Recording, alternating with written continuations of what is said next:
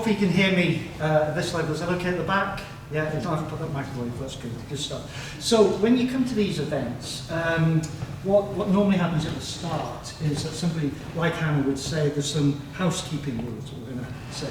And with me, there's kind of 4, okay? The first one is, because of the stroke, I'll lose words, okay? And I'll use words you've never heard before, but just go with that one, okay? Sentences might get a wee bit muffled up as I get more tired, so again, with that one. And one of the big issues I had, which was around divided attention, so I can't present and talk at the same time. So this is the only slide you're going to see, you're just going to hear my voice. And then finally, I've done this talk many times, but I've not done it for a long time to use some of the stories from the book. So I'll be using some of that, and we'll see how that goes, because, again, memory is gone. So when I was reading this morning, I'm planning it, and I read some of the chapters, I thought, this is pretty good. Because I completely forgot it. So that's it. So they're the rules, and I'll bash on them. So I'm going to start with something which might sound a bit strange, and if you've been through a stroke or a serious health issue, you might find it even more strange, but I'm going to start off by saying having a stroke has now turned out to be one of the most positive things that's ever happened to me in my life. It was 18 years ago, and the first 4 years it was horrific, and I'm going to come on to that. But today I'm doing things which I've never been doing. Standing here, speaking here, would never have happened if I had the stroke. I now run what's called a digital agency with my son, Jack, called Pogo Studio. We build websites and apps. We've done that for 6 years. And now we've built some health apps that have been rolled across the NHS. 4 years ago, I became a trustee of Chest, Heart and Stroke. They were looking for entrepreneurs, which is my background, but they wanted people with some of their living experiences to be on the board, which I did. And 2 weeks ago, I became the vice chair of Chest, Heart and Stroke, which will be an interesting thing going. And lastly, this is my first book. I've now written 4 others. After this one, I did the Entrepreneur's book, I did Positive Thinking, I did Inspired Thinking, and this year, the Creative Thinking book came out. So, before I talk about the stroke, I think it's probably quite good to tell you a wee bit about my background before the stroke. So, I know we're living here, we're in this event here, in probably the best university town in the world. But I went to an even better place. I went to Caddying Tech from 1983 to 85. I did communication studies, and I can tell you, as an Englishman, if you can survive Caddying in the early 80s, you can live anywhere, survive anywhere. So I was in the Harbour Bar, loads, and just places I used to drink in. There was terrible nightclubs, Bentley and Jackie O's. I had my first curry at Caddying. So it was a really good experience, and it then led me really into me getting into sales and marketing. So they were more around insurance companies, so I was selling life insurance, and then I moved into marketing with some of the big insurance companies. And then in the kind of the early 90s, I managed to get a job with one of the marketing and design agencies in Edinburgh called Shaw Marketing and Design. And I loved that. That changed my whole life in the sense of I loved working with other clients, doing projects and all that sort of stuff. But the big thing was I loved the entrepreneurial spirit of the guy that ran it, John Shaw. And he became kind of one of my heroes. And so I was doing, after about 4 years, I got on my own idea I was going to set up my own agency. But that was a time when the internet was just starting, okay? That people started to say at the agency, what is a website? Do we need a website? How do you build them? All that sort of stuff.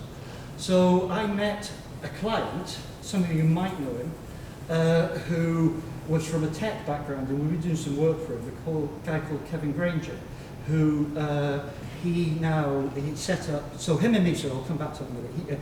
After we did Company Net and all that, he then set up EOS Syndicate, which is one of the venture capitalist companies in St Andrews. But him and me thought, right, why don't we set up a development web company? And that's what we did. And so in 1996, Company Net started, and we were dead lucky because it was on the wave of the internet explosion. And so we worked with some really big clients. So Scottish, we did the first websites for Scottish Government, Scottish Parliament, Coke, Disney, we worked in America.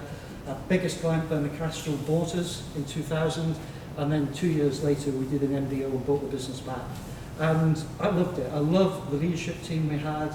I loved being my own boss, you know, going to going to America, all that sort of stuff. And I thought that was going to be me. I absolutely thought that's me. You know, we might sell the business again, but if we don't, it'll be a good lifestyle business for me. Because the kids, I had 3 kids at the time. And then everything changed in 2006. I went to Boston to a Microsoft conference. And on the way back, I didn't know I was developing a DVT, a deep vein thrombosis in here. And a couple of months later, we went on holiday in Arran. So Jack, he would have been 12, Lucy would have been 8, and Sam would have been 3, with Louise, my wife. And I came out a car in this car park, and suddenly, couldn't speak, couldn't see out the eye, tried to talk, and I was giggling so much because I was just getting the words out, and the kids were laughing. But Louise obviously wasn't.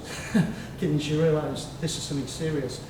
So unfortunately, Arran doesn't have a major hospital, so they took me to the hospital there, and bless them, rather than getting a helicopter, they put me in a ferry, in an ambulance. I then went to Kilmarnock, and then I was transferred to the Western in Edinburgh.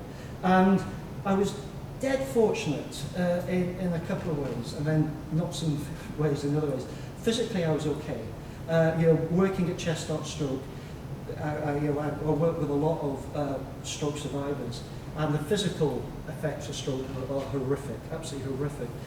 The cognitive ones are more, people don't really realise what's going on in here from a stroke point of view, and that's what I was really affected by. And for the first, 2 years, it was absolutely horrific. So my big thing was speech, I couldn't communicate. I had the divided attention from memory, emotionally I was all over the place. You know, I burst out crying everywhere. And, but I was really fortunate because I got a speech therapist, and she worked with me. And at one point she said, listen, you know, I think there's something more going on than what's just going on with speech. There's other bits in your brain that are just not working functionally. So my brilliant GP managed to refer me to a neuropsychologist in Edinburgh. So in those days, the NHS was funded to be able to get people like me to get the care I needed. And I started work with this guy called David Gillespie, and he was just fantastic. And basically, he's a psychologist who studies the brain, basically, and his speciality was strokes. So I worked with him intensely for about 2 years. And there was one event, probably about 18 months after the stroke, that was the water check, whatever, do you know what I mean? And I was sitting there with him, and what normally happens is you sit and he says, right, what do you want to talk about in this hour? And most of the conversations would be about, I'm missing being a chief executive. I'm missing having the badge of being a chief executive of a web company. Yeah, I'll come on to that later, because it's a very important thing. And I burst out crying again. Yeah, so I looked at all this stuff. And then, when I calmed down, he says, you know what's going on, Neil? I says, no. He says, you're grieving for a part of Neil's brain that died here. And that bit would allow you to be the job you used to have, and that's gone now. And he said, I've noticed over the last 18 months, I've seen you go through all the different stages of grieving. I can't remember them all, but there's anger, there's sadness, there's laughter, there's frustration, and all that. And he said to me, if we continue to work together, we might get to acceptance. The acceptance of the stroke. Now, when I came out of there, I didn't think, what am I going to, you know, he's absolutely right. But a seed was put in here that, yeah, I do need to have to exceed, I need to accept the stroke. And about 8, 9 months later, I came to the point and I thought, right, I can remember it. I was absolutely, it's funny how memory works. I can't remember my book, but I can remember places in North Berwick in the harbour. And I can remember going, I'm just not going to be the chief executive again. I then came home and thought, what the hell am I going to do? Because I couldn't be a chief executive again. And me and my wife watched a programme, and some of you might have watched it. So this would have been about 2010, I guess, or maybe before 2009. And it was about a program about golf at St Andrews, but it wasn't about the golfers. It was about everything around the course. And the big thing was around the caddies. And my wife said to me, that's what we should do. We should become a golf caddy. Because I'm a member of North Berwick, and as you well know, we get bonkers amount of golfers as visitors coming. And she said, it'll get you fit, it will get you out there working with the people that you used to work with, because as you know here, it's people like venture capitalists, investment directors, venture capitalists, marketing directors, and then just people coming for the first time and just thinking, this is brilliant. And from her point of view, which I didn't really think, it would get me out of the house. And I think that was her big plan. So I did. I went to see the caddy master down there, and I started caddying, and it was absolutely brilliant. You know, it was fantastic. And what I want to talk about now really is how caddying has helped me to get to the point where I am today when I talked about the things that I'm achieving today. It's important to say that my life is not brilliant every day, okay? I do still get very stressed, especially working with your son, I can tell you that. But the things I'm doing now, it's on my terms as opposed to the other time, it was not that. So I'm going to talk about I've kind of talked about the first stage, and the big thing that changed me and why I became to write this was the first story I want to share with you. So I don't know, I've been caddying for maybe a year or whatever, and I caddy for this guy called Jake, okay? And he's a venture capitalist. There's a theme in here because there's a number of venture capitalists in here. So he'd flown in his private jet with 7 of his other, and it's for his birthday. And off we go, and we're chatting, and he's telling me about himself. We get to the 16th hole at North Berwick. Now, those that know North Berwick, it's a brilliant hole. It's a disaster, a nightmare of a green. It's a brilliant green. And there's a burn about 200 yards from the tee where you hit it off. So me and Jake, off he goes, bang, hit it down the middle. And just before about to tee off, there were 3 greenkeepers on the fairway. And you could see them, they moved across, and they went way over to where the kids' course is, basically, out of bounds a bit. So he hit, and we went down, and he hit a shot, and then I started to walk this way, and he says, no, come with me, Neil, bring the bag. And we walked over, and we're walking towards the greenkeepers. I thought, this is not good to mess with the greenkeepers. So we wandered across, and we get to them, and the guys are coming like this initially, like this, and I'm going like this, what's going to happen here? And he says, Neil, follow me. He gets down, and he takes out his wallet, and he goes to the guys and says, guys, the course is looking absolutely fantastic, yeah? Here's some beer, here's some money to buy some beer tonight. Thank you for everything that you do. And I thought, wow, so sorry, that's a brilliant thing to do. And he says, these are the invisible people that make our life better. I thought, wow. And this is, I finished that, and I was driving back, and I thought, I'm going to write a book. I'm going to write a book about, because I'm meeting all these people who've got fantastic stories, and I'm going to write it around changing course in life. How do you do it? Because I'm starting to get people with lots of experiences, lots of things, and so I thought, that's what I'm going to do. And I came home, and the kids were having tea, and I burst in, I said, kids, Mum, I'm going to write a book, and it's going to be called Changing Course. And they burst out laughing and said, Dad, you can't speak properly, let alone write. And I said, you watch, I'll get a publishing deal. And then I thought, right, how on earth am I going to write a book? So I bought this book called The Writer's Handbook, which is a two-mother thing. And within that, there's about 100 pages telling you how to write a book, and then the rest of it has a list of all publishers around the world and what they're focused on. And so I realised I had to do a book proposal. Now, these times my writing was completely not great at all. So what I did is I would draft everything, and my wife would edit it. And that, why we're not divorced, I have no idea from that, because she hates my types of books, but she's edited them all. And so we did that, back and forth, And then I thought, right, this proposal's to go, and I sent it off to about 40 publishers. I got a few back, and nothing. And about 4 months later, ping, into the email thing. I opened it up, and it was from Amy Kibbard, who was the editor at a place called Changing Course, a big publisher called called Hay House. And I opened it up. She says, we've read your manuscript, we think it's fantastic, could you fly down to London next week and we'll do a deal with you? And I thought, so before replying, I ran out. I've got an office in my garden that I had after the stroke. I ran in, the kids were there, said, listen, told you, publishing deal. And I ran back in. And that's how it kind of all started. So that's when kind of stage one of the acceptance of the stroke, how the caddying had really helped, and then actually it gave me some purpose to start writing this book. So that's kind of stage one of it all.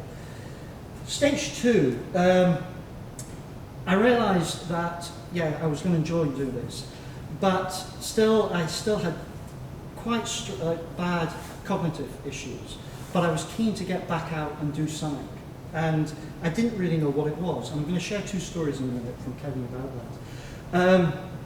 And so I didn't know, but what I was starting to find out was when I was caddying with some of these people, and 2 of the people I'm going to talk about here, they were giving me ideas and suggestions, and they didn't know at the time that there were things I could maybe do that I still had some strengths and things around that I could do again. And so these 2 stories will try and explain it, and I hope this goes well as well. Okay.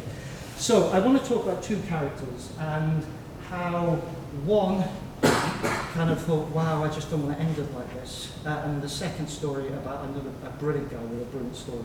So this guy I caddied for is called Mitch, okay, and he used to be, it's a key word, okay, of a large construction company in, I don't know where it was, in Michelin it was.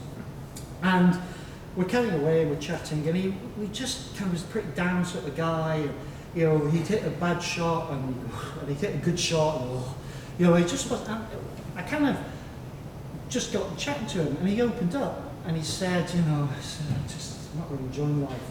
And it turned out that probably about 2 years before, or 3 years before, he'd been sitting at a traffic lights, and he had his belt on, but a car went right behind him. And he had serious brain damage. He was in hospital for months.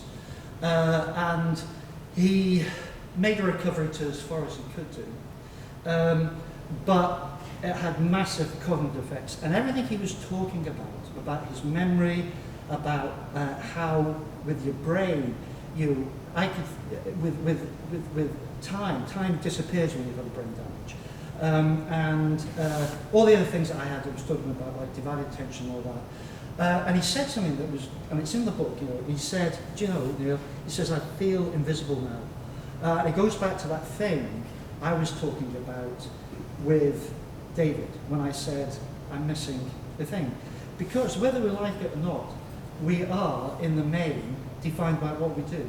I'll guarantee, when you go to a party, if you've not met somebody, yeah, within the next 2 minutes, somebody will say, so what do you do? You see, I used to love that when I ran a company, because I thought, well, I run a web development company. What's that? I sounded like I was probably an idiot, but I really loved it, you know, that sort of badge. And the problem is, like for me and for Mitch, when that's ripped off, it is really difficult. And it's difficult, I think, when you retire. It's got the same challenge.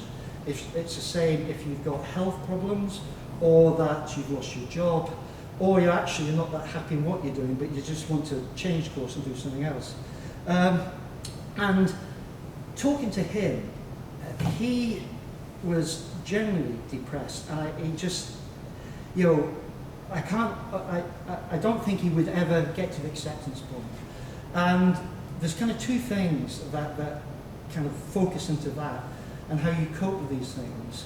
And one is, you see these things in your obstacles, which are, what we call them, stumbling blocks. So with him, there was a barrier, and he wouldn't get around it. And so he wasn't going to go forward. Or you can see life going forward when you've got something like a stroke or whatever. you've got to use as stepping stones, and stepping stones whereby you'll take a few steps forward and then you'll go back. A great example for me, I tried to go back to Company Net after 2.5 years. I went to a board meeting, horrific, absolutely horrific. I was embarrassed, it was embarrassing for the board, and other ideas was when I initially started to go out to restaurants and bars, I'd get in there and the noise is just horrific. You can't do anything. So I thought, right, I won't be able to go to pubs and restaurants again when we're busy. But then David said, no, get there early if you meet somebody and find a really quiet space and go and sit there. So get there early. So it's those sort of things which I call the stepping stones. And that all came from the caddying with him. So the second story, the third story, is the reverse of that. And this is called, in the chapter it's called The Guys from Google. So this was for Steve, from VC again, from New York City. He'd flown here with 11 of his mates to play golf. And it turned out, well, he was a lovely guy. He was just fantastic. And I remember that because the tone I talk about the people in here, I don't remember them in detail, but in the book, you do actually talk about the characteristics of people. And he was a VC and he invests in technology companies. And so equally I said, wow, he told me all about it, very successful. And he said, so what did you do before Caddy? I said, oh, this is what happened. And I was into, oh, right. And I had the stroke. And during that conversation, he obviously picked up that I was still regretting what's going on. Yeah, and I wanted to turn the clock back. And he says, I'll tell you a great story more about this. He says, go on then. He says, in 1996, 1995, I can't remember exactly, a meeting was set up for him to meet two people who had sent in a investment deck, a presentation deck, and it turned about two people called Sergey Brin and Larry Page. Now, for those who are not in tech, these are the guys that formed Google, okay, and at Stanford University. And at this stage, Google was just a prototype, okay, just a prototype. It was doing various things, and they had asked Steve and his firm for not a lot of money. We're talking millions, okay, and they were asking for, they were willing to give quite a lot of equity away. And then he had the meeting, he said we had to meet with them, and it went okay, but then they disappeared. And the investment team sat together and said, what we're going to do? And he says, well, I'm not certain, but, and they didn't go for it, okay? And well, we know what it's like today, Google, when people are billionaires. And he said, he looked at me, he says, I bet you think, I must look in the mirror and you must think I'm a bloody idiot. And I said, well, yeah, kind of. And he says, no, Neil, it's never been my philosophy. He says that I'm never into what-if scenarios. I don't linger on regrets. He says, life goes forward, not back. He says, the decision at the time was the right decision at the time. And so there's no point looking back. And that had a massive impact on me. Now, don't feel too bad for him, because 2 years later, he made an investment into another search engine, which turned out to be Microsoft Bing. And that's why he can fly back and eat these really big jets. So that to me was kind of, they were the kind of the catalyst from caddying to say, right, I am now definitely go forward. I'm going to move forward, but this is what I was going to do.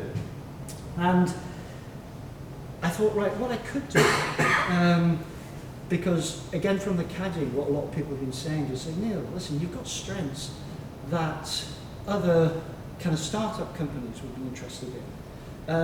Even though you won't be chief executive again, you've sold businesses, you've bought them back, you've grown it, and all that sort of stuff. And so I thought, yeah, so I knew a venture capitalist down in Newcastle, and I approached them. And the kind of the philosophy I did was based on these two stories of the jobs I would take or I won't. So the first one is from the book's called, the chapter's called Be Like Detroit, okay? So Jerry, I can't remember what he's not actually, I forgot what he is. He's not VC from that point of view, but he's from Detroit. And we're chatting along, because that's what you do when you start caddying at the first second. You start walking, you start to find out where they're from, what the job is, have they been here before, you know, what other courses are playing, all that sort of stuff. So you build that start relationship with them. And he said to me, I said, yes, I said, where are you from? He said, Detroit. He says, have you been to Detroit? To me, I says, well, I've only been to the airport. To be honest, I didn't fancy staying on like for a week or whatever, because I kind of thought it's run down, and it's quite violent and all that stuff. And he says, yes, parts of it. He says, but what the city elders have decided, that they're going to focus on the strengths rather than the weaknesses of the business, of the area. So what they started to do was to invest in areas where new tech could come in. There was an art centre, art area that started to really build. And based on that, Detroit was starting to get off its knees after all the car manufacturers had gone. And it took me back to when I was at Company Net, because, and I completely forgot about this, about strengths thing. You see, I've always been in business that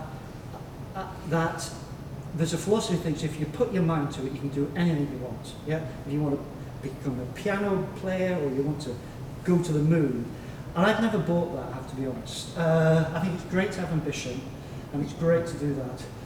But to make you really happy at work and in what you do, you need three things. You need knowledge, so you go to university, whatever, and that sort of stuff. You need skills, yeah?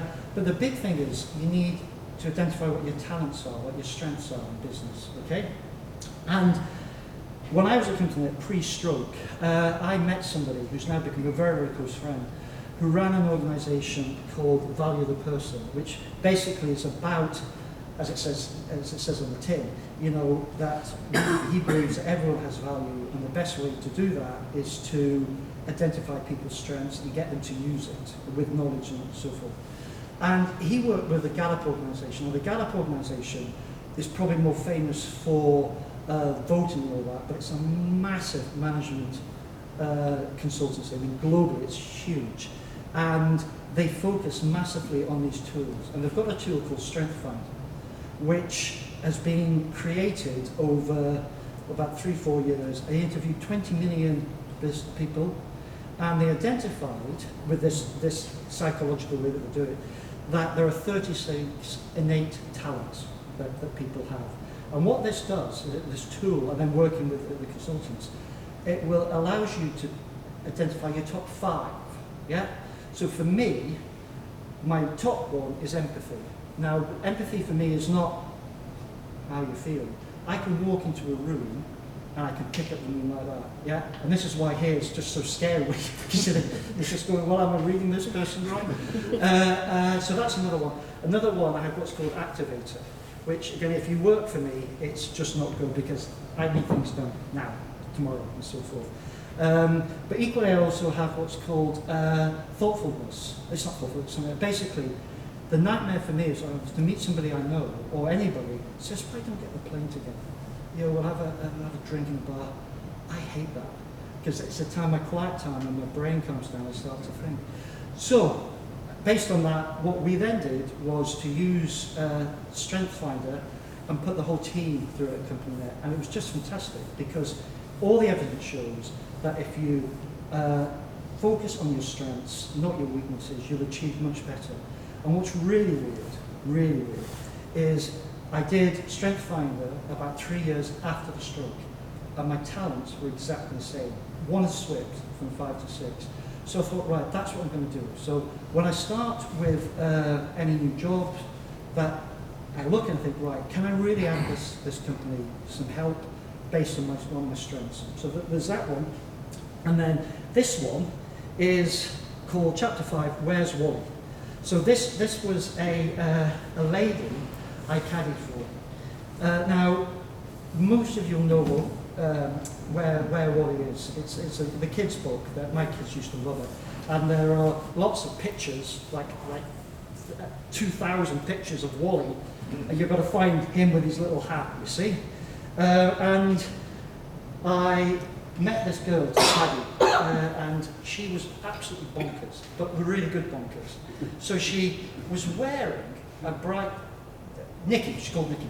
She had a bright pink and blue outfit, okay? And she just didn't shut up, but in a good way, and she was bouncing up and down the fairway going, oh, look, this is great. So we got really well. She was really great, and we had a good laugh, and she was a good golfer. And I said to her, I said, you're not really like most of the people I caddy for. You know, they tend to wear the similar sort of clothes and so forth, whether male or female. And she says, yeah, I'm into that. She says, you've just got to be who you are.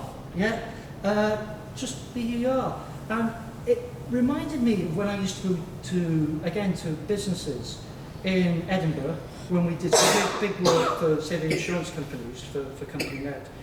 I used to go to meetings at these big corporate buildings, and they're open office, and you'd sit there in reception, and you're looking at everybody, and first of all, they all look the same. The men all have suits, the female are wearing certain sorts of trousers or suits, whatever, and there are so many people in the meetings, and you think, what the hell do they do? But they all look the same.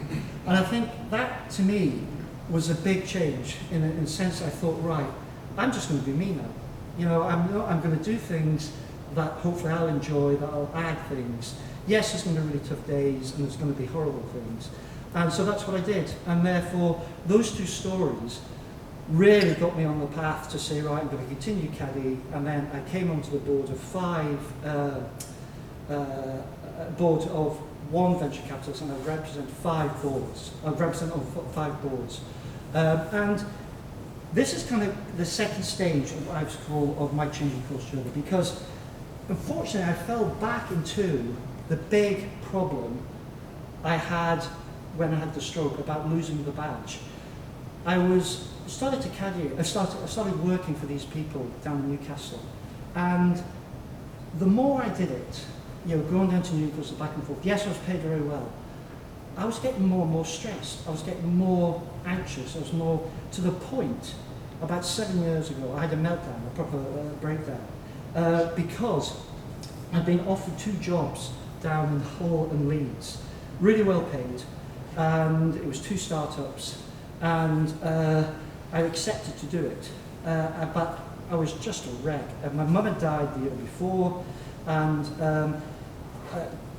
Pogo was just starting, and we're just about to get a £100,000 grant, and Jack hadn't a clue, because he just came out of university, about running business. But he was going to be chief executive, and I was going to be chairman.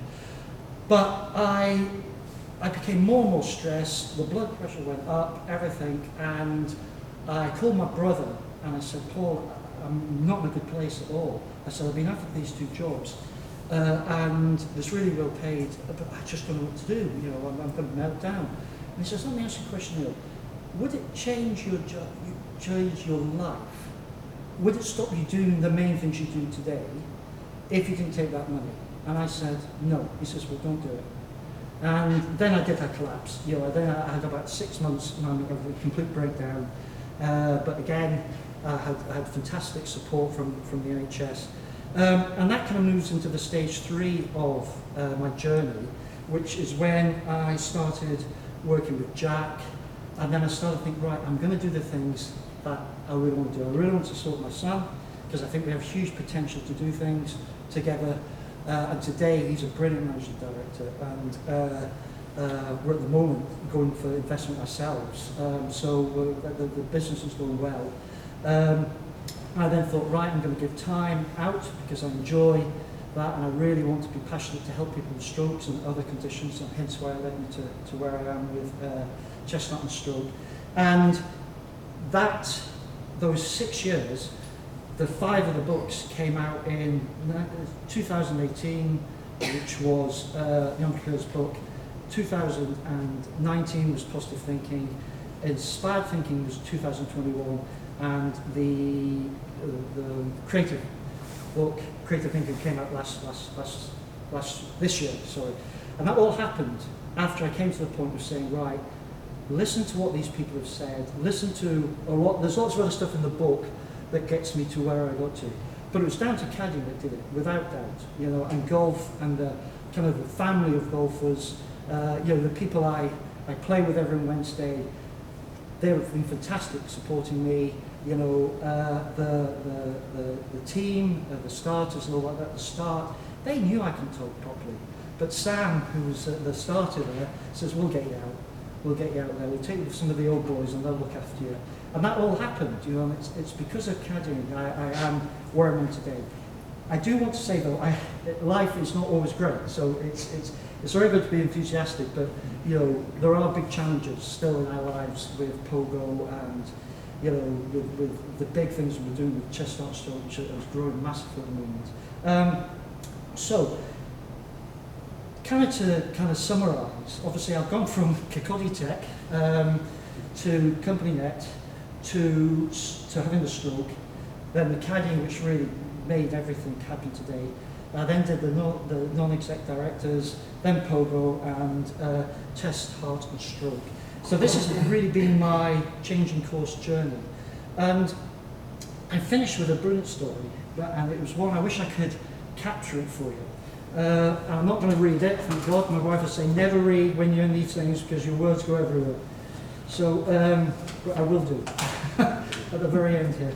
So I'm caddying, it was a summer's evening, and I'm caddying from this guy from Rob from Melbourne. So he'd been here, not in his private jet, but he'd flying up with his mates and his wife and all that, and there was a big team of them. And we're standing on the 18th at North Berwick, and the sun is just coming down. It's a beautiful evening, okay? And you look at the law and that stuff, and he drives off, and the tide's right out, and we're walking along there, and he says, this is just fantastic. He says, do you know, he says, this journey, this experience of playing all these golf courses, it's exceeded all my expectations. You know, they would have played here, there's no doubt about that. And then they go over there, play Muirfield and play North Berwick. And he said, do you know, I feel I've come home. And he generally said that, I've come home. And that really, a lot of people I caddy for, especially Americans, feel they've come home. Yeah, if they've got golf in their soul, they feel coming home, especially here. You know, you all know when they're standing on the first, it's the biggest experience. There's this man here did it today. It's just a brilliant experience. That story with him is a final chapter in the book. And what I do at the very end is I have a kind of a philosophy, of a changing course philosophy that I've applied to my life, which I think other people have done it as well. And it's a bit blurb, but I'm going to say it anyway. So this is, if you ever want to get a really good motivated talk, but go to Steve Jobs' Stanford University commencement speech. You've seen it, yeah? It's fantastic, in 2005. And he talks basically about his lessons for life, all right? And he kind of concludes, I think it's with this one, he says this, he says, I have looked in my mirror every morning and I ask myself, if today were the last day of my life, would I do what I'm doing today? And whenever that answer has been no for too many days in a row, I know that something has to change. Now, at high level, that might be you want to change to something else, or it might be you want to set your own business, or you're going to take up golf at whatever age, or on, like in pogo, if we're not doing the right things after a few days, and we need to look in the mirror and think, right. So that to me is my changing course journey. And as I said, it's all been about the caddying journey that starting with that TV program about the caddies here and me going there. So I'll stop yapping on now. I hope that's been okay, and I'm more than happy to take questions.